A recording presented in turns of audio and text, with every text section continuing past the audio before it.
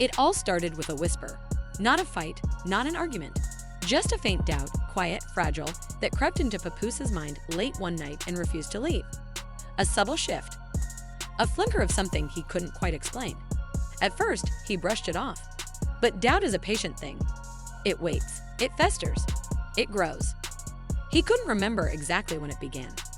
Maybe it was the way Remy Ma avoided his gaze just a little too long when the baby came up in conversation. Maybe it was how she hesitated every time someone asked who the baby looked like. The details were small, easy to overlook, but together they told a story that unsettled him. As the days passed, that whisper became a voice. The voice became a shout. Soon, Papoose found himself pacing the floors of their home in the middle of the night, consumed by questions he couldn't silence. He'd look down at the baby, beautiful, innocent, sleeping soundly, and feel a love so deep it scared him.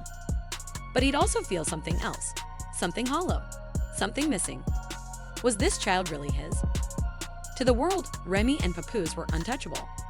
Their love story was forged in adversity, through prison, through fame, through every hardship the world threw their way. They had become the blueprint for what black love could look like: resilient, bold, loyal. When Remy gave birth, it was a celebration across timelines. Instagram lit up with 1 million hearts. Photos of the proud parents cradling their newborn went viral. #blessed, Remy captioned one post, smiling down at her child in a halo of golden light. Everything looked perfect. But perfection can be deceiving. Inside their home, Papoose tried his best to shape the feeling. He poured himself into studio sessions, spent time with the baby, cooked dinners, posted curated photos. But no matter what he did, something kept gnawing at him from inside. That quiet, invisible question, what if? Late at night, he'd scroll through baby pictures, first his own, then Remy's, then the baby's, comparing features, searching for a reflection of himself. He looked for his nose, his eyes, even his skin tone. But no matter how many times he looked, something felt off. The pieces didn't fit. At first, he told himself he was just tired, paranoid, overwhelmed. Maybe this was just what fatherhood felt like when you had 1 million eyes on you. Maybe he was just too in his head, but the feeling wouldn't go away. Because the truth was, it wasn't just a feeling anymore. It was a pattern. The breaking point came at a family gathering. Everyone was there: cousins, aunties, longtime friends. Even Fat Joe popped in for a few laughs. The baby was the center of attention, passed from lap to lap, everyone cooing and commenting. Then, in a moment that seemed harmless on the surface, one of Papoose's cousins, tipsy and chuckling, leaned in close and said something that would change everything. "Yo, it's wild how the baby don't look like either of y'all." It was meant as a joke, just a casual comment tossed into the chaos of conversation. But it sliced Papoose open like a blade. That night, he didn't sleep. Instead, he sat alone in his home studio, the weight of months of denial pressing down on him. The silence was suffocating. Every moment from the last few months played in his head like a broken record. The moments Remy avoided questions about the baby's birth. The look in her eyes when he'd mentioned timelines. The tension, the evasiveness. And, for the first time, he said the words aloud. "What if the baby's not mine?" The air turned cold after he said it. The room felt different, realer. He knew then he needed answers. Not guesses, not suspicions, not gut feelings. He needed proof. He didn't confront Remy. Not yet. Something inside him said not to. Whether it was fear, pride, or a twisted sense of hope, he couldn't bring himself to ask her directly. Instead, he made a quiet plan. He waited until Remy was out at a meeting and the nanny was busy in the kitchen. Then he moved like a ghost through the house, slipping into the nursery like a man about to commit a crime. He was shaking as he gathered what he needed: a pacifier, a tiny sock, a few strands of hair from the baby's brush. He carefully sealed them into a sterile bag, labeled it under a false name, and tucked it deep into his duffel bag. That night, under cover of darkness, he drove 2 hours away to a private clinic far outside the city. No one knew. No cameras, no questions, just a man looking for the truth. At the clinic, the nurse accepted the envelope without surprise. "Results in 5 business days," she said. Her voice was flat, unemotional. It was just another transaction to her. But for Papoose, it was everything. 5 days. 5 days of acting like nothing had changed. 5 days of holding his baby, laughing at Remy's jokes, pretending everything was normal while his entire soul burned with fear. The first day passed with stiff smiles. He'd avoided eye contact, went through the motions. The second day, he barely touched his food. Couldn't focus on his music. His verses came out empty. By the third day, Remy noticed. "You okay, babe?" she asked one morning over breakfast. "You've been kinda off lately." "I'm just tired," he replied, managing a weak smile. "Studio's been crazy." She stared at him longer than usual, as if trying to hear what he wasn't saying. Her frown deepened, but she let it go. Sort of. After that, she started hovering more, touching him more, asking questions, wanting eye contact.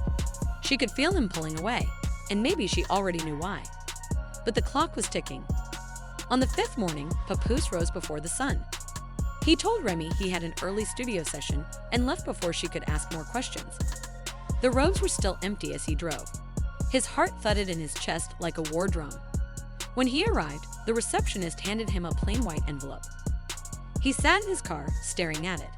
He already knew what it would say, but he wasn't ready to read it. Still, his hands opened the seal. His eyes scanned the paper. And there it was. Probability of paternity, 0%. The air was sucked from his lungs. He read it again, and again. It didn't change. The baby, the one he had sung to, rocked to sleep, whispered dreams to, was not his. The car suddenly felt too small, too tight. His body ached. His heart collapsed under the weight of what he was holding. Cold, scientific, final. He didn't remember the drive home. What happened next was nothing short of a media explosion. Within hours, rumors began to circulate. Someone leaked that something was wrong. Social media lit up.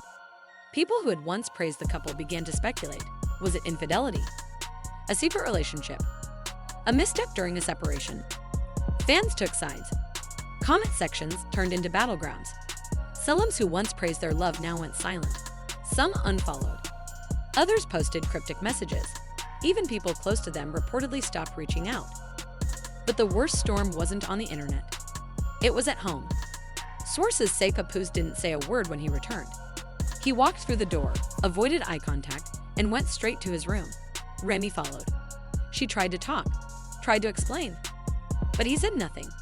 Just looked at her, blank, hollow, and walked away. Was it betrayal?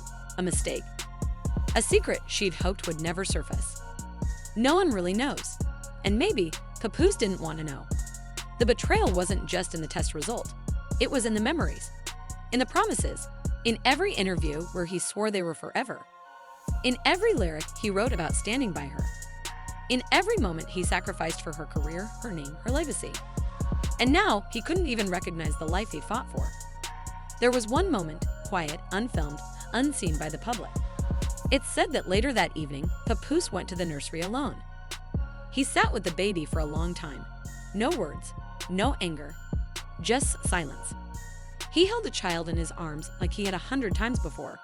He kissed their forehead, whispered something soft, no one knows what. Then he placed the baby gently in the crib and walked out. Remy was later seen at a public event, alone. Her smile didn't reach her eyes. Papoose, meanwhile, returned to the studio, not for music, but maybe for peace. He looked older. Tired, not broken, but not whole either. The couple hasn't spoken publicly. No interviews, no posts, no clarification.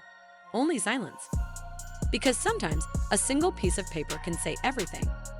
The DNA test didn't just expose a secret. It exposed the cracks beneath an empire. And the child? Caught between headlines, hashtags, and heartbreak.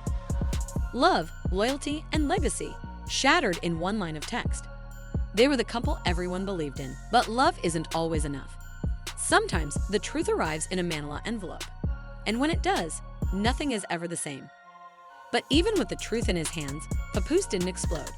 There was no shouting, no broken dishes, no public outburst. Instead, it was the quiet that scared everyone the most. The silence that crept into their home. A silence that said more than words ever could.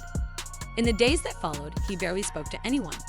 Not his family, not his label, not even his closest friends. Texts went unanswered. Studio bookings were missed. The man who once carried himself like a king now moved like a ghost. He watched Remy from a distance, how she played with the baby, how she smiled for the camera, how she carried on. But he couldn't tell if it was courage or performance. He questioned everything, every moment, every memory. Was she faking it all along, or was she just as broken as he was? There were whispers of therapy. Some insiders claimed Remy suggested counseling, that she wanted to fix what was broken, that she didn't want to lose him, no matter what the truth said. But Papoose wasn't sure what there was left to fix. He built his life around love, around loyalty, around trust, and now those pillars were crumbling beneath him. He went back to music, but it wasn't the same. The bars were darker, the hooks heavier, the pain bled into every beat, and even though he never named names, everyone knew who he was rapping about. Fans dissected lyrics, looking for confirmation, for closure, for clarity. But none came. Meanwhile, Remy kept up appearances. She posted less, smiled less. Her captions became vague. No more long odes to forever. No more shout-outs to the king. She started appearing at events solo, her wedding ring sometimes on, sometimes off. Fans noticed. The media speculated. But neither of them spoke. Because how do you explain something like this? How do you share with the world that your heart was ripped out in the most private, irreversible way? Behind closed doors, things were no easier. Some said Papoose moved out temporarily, that he stayed in a hotel for weeks. Others said he returned, not for Remy, but for the baby. Because even though the DNA said 0%, his heart wasn't so sure. He had loved that child, still did. And love like that doesn't disappear with a lab result. Eventually, he visited the baby again, sat with them, played music, sang softly, and for a moment, everything felt real again. But it wasn't. Not anymore. Because some breaks can't be mended. Some truths can't be untold. And some pain, no matter how deep, is too sacred to share.